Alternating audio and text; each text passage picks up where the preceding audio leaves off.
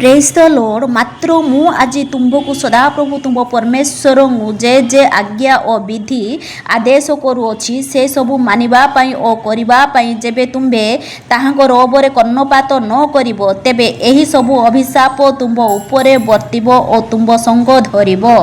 तत्परे से बाम पार्श्वस्थ लोकंकु मध्य कहिबे, रे शापग्रस्त माने मो सम्मुखरु दूर होई शैतान ओ ताहार दूतमानक निमंते प्रस्तुत करा जाइथिबा अनंत अग्निमयकु प्रस्थान कर।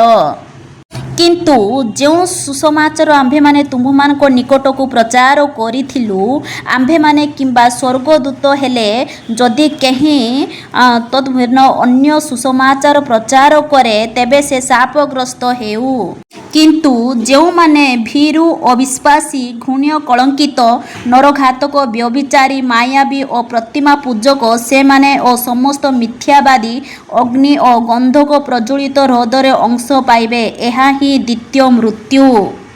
जो माने मंद को भल और भल को मंद कहती, जो माने अंधार को आलुओ और आलुओ को अंधार कहती मने करती, जो माने तिक्त को मिष्ट और मिष्ट को तिक्त भली मने करती से माने संतापर पात्र।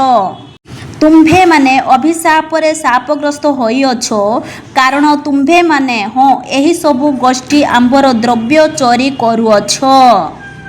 सदाप्रभु एही कथा कहती, जो मनुष्य मनुष्य उपरे निर्भर करे और मांस को आपना बाहु करे आउ जहार हृदय सदाप्रभुଙ୍କ निकटरू दूर जाए से शापग्रस्त। पापी मानक गृहरे सदाप्रभुଙ୍କର अभिशाप थाए मात्र से धार्मिक मानक निवास को आशीर्वाद करती।